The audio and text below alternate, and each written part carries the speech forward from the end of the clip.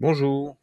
Alors on se retrouve pour cette deuxième vidéo sur les installations photovoltaïques en autoconsommation avec donc une méthodologie de travail. Donc je n'étudie ici que les installations en autoconsommation, donc sans stockage. J'avais regardé l'influence de la puissance sur la vidéo précédente, j'avais regardé l'influence de l'inclinaison. Le focus, là, il va être de regarder plus particulièrement l'orientation des panneaux et aussi un petit peu l'inclinaison quand même. On regarde 4 mois dans l'année. Je fais un focus particulier sur décembre, mars, juin et septembre. Décembre le pire mois, juin le meilleur mois et mars et septembre l'intersaison. J'utilise pour ça un simulateur d'irradiance qui est une petite production perso que j'ai complété dernièrement avec les 12 mois de l'année. Et donc du coup, le mois de décembre, par exemple, ce sont les 3 mois centrés autour de décembre. Donc novembre, décembre, janvier, etc. Pour mars, pour juin, pour septembre, je prends les 3 mois. Donc finalement, j'ai les 12 mois de l'année. J'ai refait les calculs pour les résultats de la vidéo précédente et je suis de l'ordre du % d'erreur. Donc c'est tout à fait, voilà, le choix des 4 mois, en fait, s'est avéré justifié. Je travaille avec une journée type de consommation, donc j'y reviendrai à la fin de la vidéo. C'est vrai que j'ai eu quelques petits commentaires là-dessus. J'en parlerai plus particulièrement quand je parlerai optimisation. Donc ma journée type de consommation, voilà, je la présente un petit peu après. Je n'ai pas les nuages, bien sûr, dans mon simulateur d'irradiance. Ça serait assez compliqué à imaginer. Il faudrait voir finalement un système aléatoire et puis avoir quelques données météo sur comment ça se passe en fonction du mois de l'année. Mais par contre, à la fin, je normalise un petit peu les données par rapport à une installation standard sur les valeurs qui nous sont données sur la production annuelle d'une installation avec telle orientation, telle puissance. Donc je donne un coup de rabot à la fin parce que bien évidemment mes valeurs annuelles à moi elles sont supérieures vu qu'il n'y a jamais de nuages. Elles sont supérieures à ce qu'on trouve dans la réalité, mais je prends ça en compte à la fin sous la forme d'un coefficient autour de 60% de moins. Voilà. Les limites de la méthodologie, c'est qu'il est impossible de voir toutes les situations, évidemment. Donc tellement elles sont variées. Donc l'idée, c'est quand même de donner ici des idées, des principes pour faire ses choix, comprendre ses choix, voilà, pour devenir un peu acteur et pouvoir argumenter face aux installateurs, face même dans des discussions entre amis, puis pour avoir une bonne idée de son installation, de ses principes et avantages. Les ratios qu'on va suivre. Alors le pourcentage de la consommation solaire, je devrais dire, donc c'est le pourcentage de notre consommation qui sera apporté par les panneaux photovoltaïques. Le pourcentage de la production qui est utilisé en consommation interne, le reste étant soit vendu, soit perdu. Le gain annuel en euros, alors en partant d'un prix, je crois, j'ai pris 25 centimes du kilowattheure, le prix actuel, et la revente EDF-OA, donc à 13 centimes le kilowattheure. Voilà, peu importe les chiffres finalement, il y a un rapport 1 à 2 entre ce qu'on gagne et ce qu'on revend. Je redis que c'est tellement de situations différentes que les chiffres en soi, il faut pas les regarder, il faut les comparer, il faut comparer une installation par rapport à l'autre. C'est plus ça l'idée. Et donc ces chiffres-là nous permettent de comparer, mais il faut pas se dire, moi j'ai une installation de temps, de puissance, je vais gagner tant. J'essaye quand même de donner des chiffres qui sont pas farfelus et qui sont quand même proches de la réalité, mais voilà. La revente, par exemple, chez des revendeurs qui sont pas EDF-OA, ça peut descendre à 5 centimes le kilowattheure, et puis il y en a qui revendent pas. Donc à adapter, chacun à son cas particulier. Ici, j'ai pris un tarif unique parce qu'on est 2 jours, et donc je ne parle pas encore du tarif jour-nuit ou d'autres tarifs, je me garde ça pour la suite. Voilà ma journée type. Alors j'ai mis un chauffe-eau la nuit de 22h, quelque chose comme ça, à 2h du matin, et puis des consommations un petit peu aléatoires dans la journée, et puis ici on voit mon talon. Alors on m'a fait remarquer que mon talon était un peu haut. Oui, c'est mon installation, j'ai des caméras, j'ai 2 réfrigérateurs, un congélateur, j'ai un petit peu de monde, donc effectivement à adapter quelqu'un qui consommerait un peu moins. Ça fait effectivement une petite limitation. Moi, j'ai 5 kW crête. même un peu plus, et je simule avec 3 kilowatts crête, donc c'est vrai que bon, bah, ça donne pas les mêmes chiffres. Mais encore une fois, quand je parlerai optimisation, je reviendrai un petit peu sur tous ces éléments-là. Bon, il fallait bien une base pour en réfléchir. Voilà mon simulateur. Donc, ce qui est intéressant avec ce simulateur, c'est qu'il me permet donc de travailler avec plusieurs groupements de panneaux. Donc, 3 groupements de panneaux. J'ai pas jugé, on pourra en mettre 4, 5. Après, il n'y a pas grand intérêt à multiplier, mais déjà 3, c'est pas mal. Donc, à chaque fois, en précisant l'orientation, l'inclinaison. Donc, ça me permet de mixer finalement différents groupements de panneaux et puis de voir ce que ça donne au global de l'installation. Donc, j'ai maintenant une simulation sur le 15 du mois pour les 12 mois de l'année et puis après, j'extrapole ça à une année complète. Voilà. Alors, regardons une installation de 3 kW crête, 30 degrés d'inclinaison, orientée soleil levant, donc à 45 degrés. Donc en sud-est. Donc on va prendre le soleil levant. Et voilà un petit peu ce que ça nous donne. Ben, on voit que oui, on a le soleil levant, donc du coup, on démarre assez tôt le matin, en particulier en juin. Et ça, bah, c'est quelque chose qui est un petit peu intéressant. Par contre, bah, forcément, au soleil couchant, on voit bien que la zone ici est plus rétrécie puisqu'on n'est pas du tout orienté comme ça. Je pense que si on a une maison qui est orientée sud-est, on met les panneaux sur la face sud-est. On met rien sur la face nord-ouest. Alors, qu'est-ce que ça me donne, ça? Je reprends la même méthodologie que la vidéo précédente. Donc, on va regarder juin et décembre. Donc, en autoconsommation, 6,7 kWh, ce qui me fait que 30% de la consommation de la maison au mois de juin est apportée par les panneaux solaires et 31% de notre production est utilisée. On voit qu'il y a beaucoup de pertes. C'est un petit peu toujours ce qu'on voit.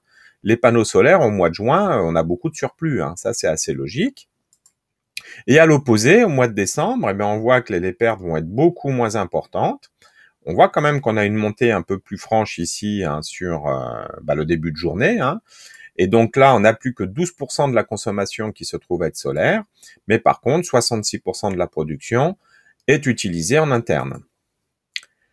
Alors, si je regarde un petit bilan annuel, ça nous fait 2750 kWh de produits annuellement, donc 23% de la consommation et 37% de la production.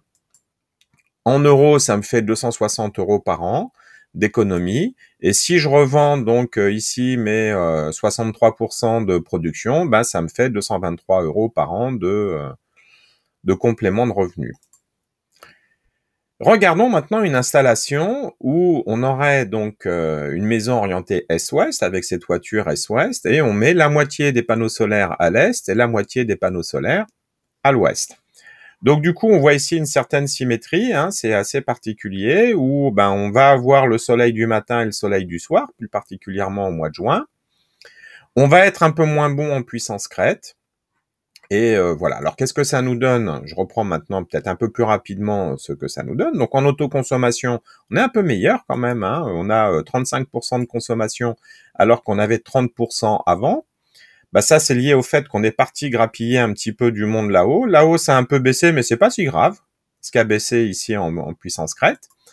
37% de la production, donc du coup, est d'origine VAP en autoconsommation et c'était 31%. Donc on voit que le ratio sur un est-ouest, il est un peu meilleur.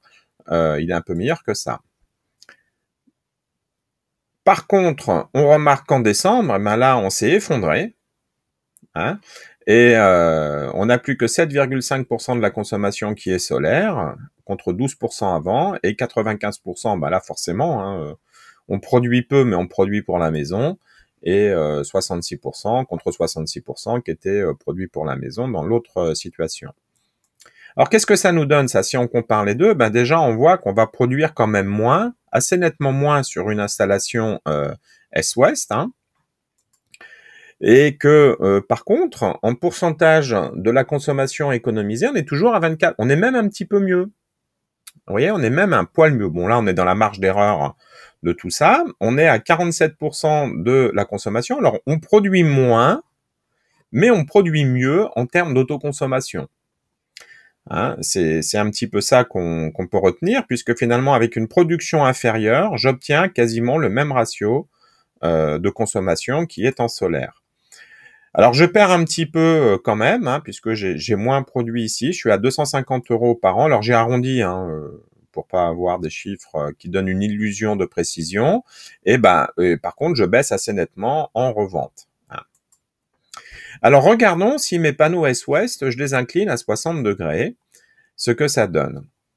Alors on a une courbe très curieuse, hein, qui est encore une fois une courbe optimale, hein, sans, je l'ai pas dit, mais mon irradiance prend pas en compte la diffusion non plus, hein, de production des panneaux solaires. Elle prend que le rayonnement direct. Hein. Mon simulateur ne fonctionne que sur le rayonnement direct. Donc ça viendrait lisser un petit peu ces choses-là. Alors oui, donc 15 kWh ici, donc on est encore moins bon, hein, en termes de production crête en juin, et puis on descend jusqu'à 1,5 kWh en décembre. Hein. On a un rapport 1 à 10 entre la production de juin et la production de récente. C'est toujours intéressant de regarder le ratio qu'il y a entre les valeurs de juin et de décembre. Et voilà ce que ça nous donne au mois de juin. On a un truc finalement qui est pas mal, je trouve, parce que ça sert à rien, encore une fois, de monter la production en journée au mois de juin, parce que, oui, ces petits trucs-là, on va en bouffer un petit bout, mais finalement, tout le reste, là, c'est perdu. Donc, on est plutôt à 34% de conso, et le ratio, vous voyez, de la production qui est utilisée en solaire, il monte à 50%. Avec une production qui est inférieure, évidemment. Donc ici, je compare par rapport aux panneaux solaires qui sont inclinés à 30 degrés. Et en décembre, alors là, en décembre, hein, on a une production qui est ridicule, mais qui est 100% d'autoconsommation. Et j'ai 7% de consommation qui est solaire. Hein. Là, ça devient tout petit, contre 12 avec mes panneaux orientés à 30. Et 98% de la production donc est utilisée chez nous. Voilà, donc si je compare un petit peu ces trois installations que je viens de voir là, je vois qu'effectivement, hein, on baisse hein, à chaque fois un petit peu. Là, on n'est plus qu'à 1700, hein, alors qu'une 3 kW crête, ça produit grosso modo 3 MWh, hein, donc 3000. Donc là, on n'est plus qu'à 50%. En gros, hein, un petit peu plus, hein, peut-être 60%. Mais on a quand même, si je regarde les ratios, en autoconsommation, 23, 22, 21. Donc on est un petit peu mauvais, mais un petit peu moins bon, mais finalement pas dans des ordres de grandeur qui sont monstrueux. J'améliore mon ratio de production qui est utilisé en autoconsommation, et donc ça me fait 240 €. Vous voyez, donc là on voit 260, 250, 240. C'est pas si dramatique que ça d'avoir des toitures pentues est-ouest. Et forcément, si je fais de la revente, alors là je ne suis pas bon. Alors si je résume un petit peu les différentes installations qu'on a vues là, donc du sud 30 degrés, donc le top, hein, théoriquement. Alors c'est vrai que là on économise 280 € par an. Je vous redonne, ces chiffres-là sont pas tellement là pour dire j'économise, hein, mais pour les classer en termes de qu'est-ce que je vais avoir en autoconsommation sur le profil que j'ai donné. Et comme j'ai pas encore parlé d'optimisation, attendons un peu de voir la suite pour les comparer, toutes ces installations. Ensuite, si je suis à 60 degrés, donc avec une pente nettement plus importante, hein, je prends aussi un peu des valeurs extrêmes. Hein. C'est le but. Hein, on dit on est entre les deux, donc on sera entre 280 et 260. Bon, globalement, on est toujours autour de 270. Si j'ai une installation sud-est, c'est comme une installation sud-60. Hein, si je regarde bien, est-ouest 250, est-ouest à 60 degrés, 240. Si je mets un petit 270, je me rends compte que là j'ai 10% d'écart hein, sur une toiture qui a priori serait pas bonne. Voilà, donc ça c'est pour relativiser un petit peu une installation solaire, j'ai envie de dire, dès l'instant où on a de la toiture, et on n'a pas de problème d'ombre, hein, moi je l'ai pas dit ça aussi, hein, j'ai pas de problème d'ombre, j'ai ma production, je suis suffisamment haut, j'ai ma production du matin au soir. Hein. Si je complète avec la revente, je vois que oui, alors si je fais de la revente et que j'ai une toiture S-Ouest, là ça va être un petit peu moins intéressant. Encore une fois, j'ai pas encore parlé optimisation, donc il faudra regarder un petit peu tous ces chiffres. Effectivement, hein, la toiture sud, avec la revente, ça paraît évident. C'est ce qui optimise la production. Donc toiture sud, Je pense que j'ai pas fait encore hein, les calculs sur les optimisations, mais je pense que quand je regarderai, quand j'optimise, on verra que oui, il faut faire de la revente si on a une toiture sud. C'est ce qu'il y a a priori de plus. Il faut faire, je sais pas. En tout cas, en termes de revente, c'est ce qui sera le plus intéressant. Alors que si on a des toitures est-ouest, bah il faut vraiment mieux se tourner vers de l'autoconsommation parce que là, vous voyez, là on a un écart très net avec un tarif qui est encore assez intéressant, je pense, chez EDF OA, mais qui va baisser. Hein. Voilà, ou en tout cas le tarif de rachat va augmenter et le tarif de vente va augmenter et le tarif de rachat il va soit baisser soit rester pareil. Donc l'écart entre les deux va évoluer. Voilà, donc je termine ici sur cette partie. Alors je présente un petit peu mon nouveau simulateur qui va me permettre de faire des choses intéressantes. Donc déjà, oui, il travaille sur tous les mois de l'année. J'ai ici des profils que je peux changer assez rapidement. Avant, ça me prenait du temps, mais surtout, je peux mettre des profils différents en janvier, février, mars, avril. Donc, je peux avoir un profil d'hiver, un profil d'été, un profil d'intersaison, par exemple, où je vais décider de gérer mon ballon d'eau chaude, par exemple, différemment. Et ça me permettra de regarder, par exemple, quels sont les gains estimés si mon ballon était la nuit en tarif jour-nuit, par exemple, donc en tarif de nuit, et que je le bascule en jour.